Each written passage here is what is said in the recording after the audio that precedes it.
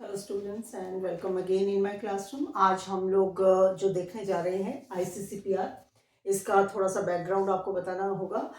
जब हमने last video में यूडीएचआर देखा था, universal declaration on human rights के बारे में हमने देखा था, तो जो ह्यूमन राइट्स का डिक्लेरेशन हुआ था, ह्यूमन इंडिविजुअल्स को अधिकार देने की बात हुई थी, तो उन जिन जिन कवेनेंट्स के माध्यम से वो अधिकार किस तरीके से दिए गए थे, उन अधिकारों को जिनकी बात हो रही थी कि हर ह्यूमन को, हर इंडिविजुअल को वो ऐसे ह्यूमन राइट्स जो बेसिक राइट्स हैं या बेसिक फ्रीडम्स हैं वो मिलनी चाहिए। तो वो फ्रीडम्स सिर्फ बात ही नहीं की गई थी, उसके बारे में एक संहिताबद्ध उनको किया गया था, उनके बारे में लिखा गया था। तो जिसके माध्यम से ये लिखे गए थे, जहां पर वो लिखी गई थी, संहिताबद्ध की गई थी, उन्हें कवेनेंट्स कहा गया था। उन अधिकारों के बारे में जहां लिखा गया था उन्हें कवेनेंट्स या प्रसंविदाएं कहा गया था, प्रसंविदा कहा गया था। तो उनमें हम फर्स्ट आज हम देखेंगे आईसीसीपीआर, जिसे शॉर्ट में कहा जाता है, जिसको आप फुल फॉर्म में बोलेंगे international covenant on civil and political rights, civil तथा राजनीतिक अधिकारों पर अंतर्राष्ट्रीय प्रसंविदा। इन प्रसंविदाओं के माध्यम से वो ह्यूमन राइट्स लिखे गए जो कि दिए जाने चाहिए सभी ह्यूमंस को। तो आज हम फर्स्ट आईसीसीपीआर देख रहे हैं, सिविल तथा राजनीतिक अधिकारों पर अंतर्राष्ट्रीय प्रसंविदा। ये क्यों दी गई थी, क्यों ये प्रसंविदाएं लिखी गई, बनाई गई, या फिर इन कवेनेंट्स को क्यों रिटर्न में किया गया, दिया गया? इसलिए कि to promote conditions with states to allow the enjoyment of civil and political rights. ये कह रहे हैं कि स्टेट्स को ये कहा जा सके कि इन इन इन अधिकारों को, इन इन स्वतंत्रताओं को आप इस तरीके के कानून बनाएं, इस तरीके से अपनी राजनीतिक सत्ता को चलाएं कि इन अधिकारों को हर इंडिविजुअल को दिया जा सके, हर इंडिविजुअल को ये अधिकार मिले। इसलिए इन प्रसंविधाओं को लिखा गया, दिया गया। इसके अलावा अगर किसी का राइट वायलेट हो, अगर किसी इंडिविजुअल का अधिकार जो उसे मिलना चाहिए या वो स्वतंत्रता जो उसको दी जानी चाहिए उसका वायलेशन हो रहा है, उसको खारिज किया जा रहा है, उसको नहीं दी जा रही, तो उसके लिए उसको रेमेडी दी जा सके, उसको उसके लिए उपचार दिया जा सके, इसलिए इन प्रसंविधाओं को लाया गया। और किस लिए लाया गया? To create binding effect.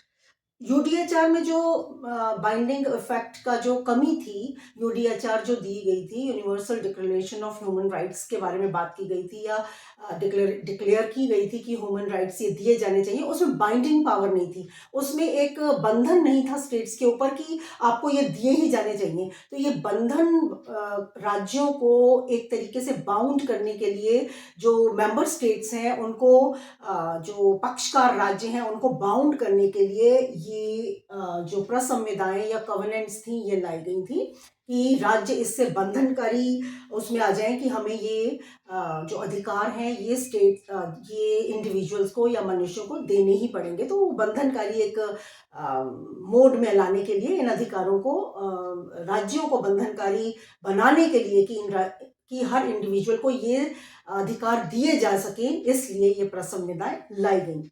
तो आज हम फर्स्ट देख रहे हैं international covenant on civil and political right, जिसको आईसीसीपीआर बोला गया।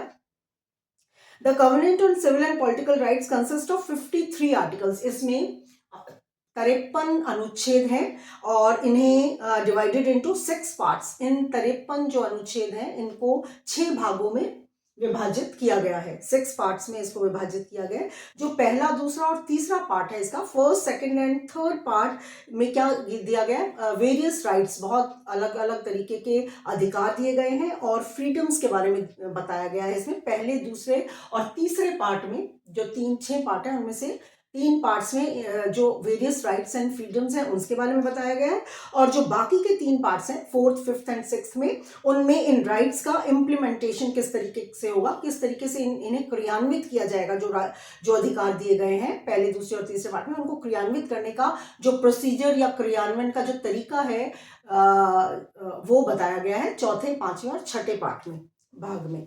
तो ये कह रहे हैं कि आर्टिकल फर्स्ट जो है इसका कवेनेंट का, जो प्रसंविदा का अनुच्छेद पहला है, वो व्यक्तियों के आत्मनिर्णय के बारे में बात करता है। आत्मनिर्णय का मतलब होता है एक तरीके से सेल्फ डिटर्मिनेशन का राइट देता है। सेल्फ डिटर्मिनेट क्या करना, कि अपने बारे में खुद डिसाइड करना अपने बारे में, सेल्फ डिटर्मिनेशन का मतलब आत्मनिर्णय, खुद के बारे में खुद डिसाइड करना। ये आर्टिकल पहला जो है, first article related with self determination, आत्मनिर्णय के अधिकार से जुड़ता है, ये जोड़ता है सबको। ये अनुच्छेद, पहला अनुच्छेद कहता है कि सभी व्यक्तियों को अपनी राजनीतिक स्थिति को निर्धारित करने का, अपनी राजनीतिक स्थिति को, अपने राज्य में किस तरीके की राजनीतिक स्थिति होनी चाहिए, किस तरीके की राजनीति होनी चाहिए, किस तरीके का फॉर्म होना चाहिए राजनीति का। जैसे अलग अलग तरीके के फॉर्म्स होते हैं राजनीति को करने के, तो हर व्यक्ति को यह अधिकार है, आर्टिकल पहला कहता है कि हर व्यक्ति को यह अधिकार है कि अपनी राजनीतिक स्थिति को स्वयं निर्धारित करे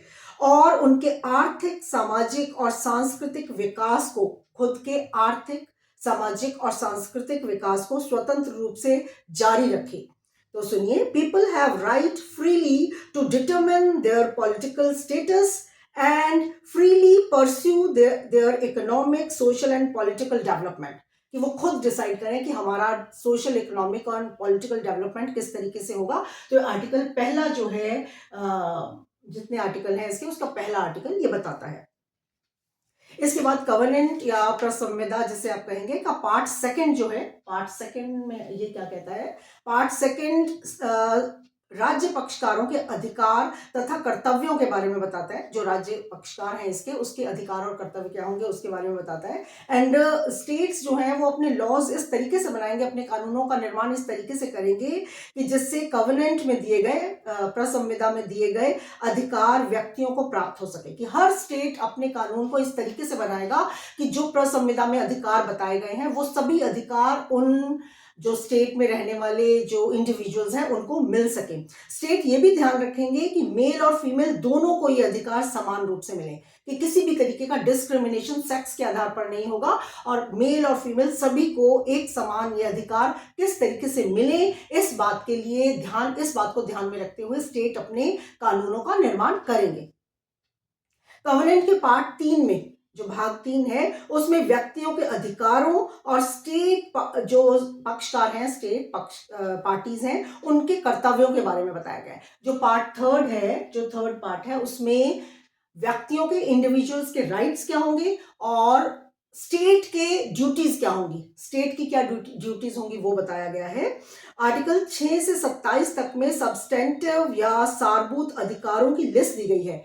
आर्टिकल 6 से लेकर 27 तक, आर्टिकल 6, 7, 8, 9, 10, 27 तक जो सारभूत या सब्सटेंशियल राइट मिलने चाहिए हर इंडिविजुअल को, उसके बारे में बताया गया। आपके पास लिस्ट हो, आपकी बुक्स में लिस्ट दी हुई है। तो फर्स्ट राइट, मैं पूरा नहीं बताऊंगी, बहुत लंबा हो जाएगा, तो फर्स्ट एंड लास्ट बता देती हूँ मैं। आर्टिकल 6 जो फर्स्ट आर्टिकल बताता है, कौन सा राइट देता है, राइट टू लाइफ, प्राण का अधिकार आपको देता है, सबको देता है।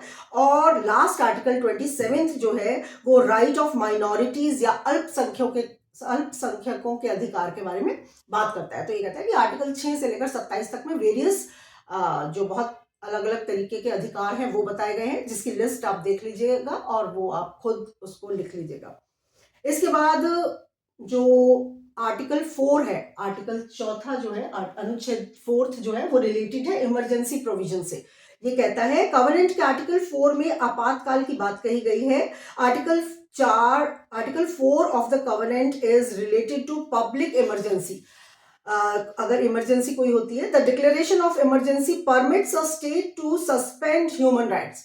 जो आर्टिकल 4 है वो अनुच्छेद 4 कहता है कि अगर कोई सिविल इमरजेंसी हो जाती है तो उसमें जो सिविल राइट्स हैं, जो इमरजेंसी अगर permits to state to suspend, तो जो राइट दिए गए हैं सारे, उसको सस्पेंड किया जा सकता है, उनको निलंबित किया जा सकता है अगर कोई इमरजेंसी की सिचुएशन आ जाती है। आर्टिकल 4 में ये कहा गया है।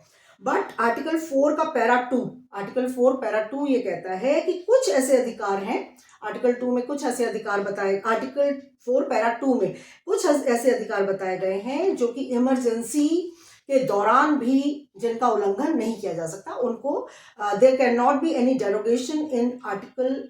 कुछ आर्टिकल ऐसे हैं जिसमें मैं बताती हूँ आपको, आर्टिकल 6, 7, 8, 11, 15, 16 और 18 जो आर्टिकल।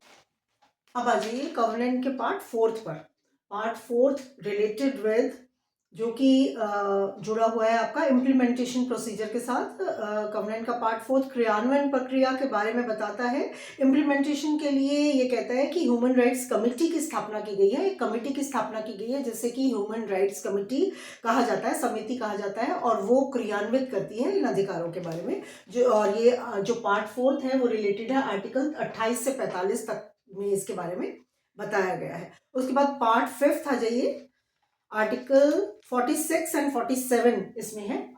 पार्ट 5 में आर्टिकल 46 एंड 47 है, जो कि कहता है कि जो इसमें बताया गया है कि ये 46 एंड 47 आर्टिकल क्लैरिफाई करते हैं कि जो कवेनेंट है वो यूएन द्वारा भी इंटरप्रेट नहीं किया जाएगा, कि जो ये संयुक्त राष्ट्र है वो भी ये कवेनेंट है इसमें बताए गए अधिकारों को इंटरप्रेट करना होता है, अर्थान्वयन करना, उस जो भी अधिकार दिए गए हैं उनका अर्थ बताना, या फिर ये इन अधिकारों के माध्यम से किस तरीके की राइट्स देना चाहते हैं व्यक्तियों को, उससे इंटरप्रेट नहीं करेगा। यूएन भी उसे उसका अर्थान्वयन नहीं करेगा। किस लिए नहीं करेगा? कि जिससे जो लोग हैं, जो इंडिविजुअल्स हैं, वो अपने राइट्स को अपने हिसाब से पूरी तरीके से इंजॉय कर सके। तो वो क्लैरिफाई करता है, 46 एंड 47 क्लैरिफाई करते हैं कि यूएन भी, संयुक्त राष्ट्र भी इन अधिकारों का अर्थान्वयन या इन्हें इंटरप्रेट नहीं करेगा। पार्ट 5 में ये है। उसके बाद लास्ट है इसका पार्ट 6, जो कि deals with article 48 to 53। Article 48 से 53 के बारे में से डील करता है पार्ट, जो भाग 6 है इसका।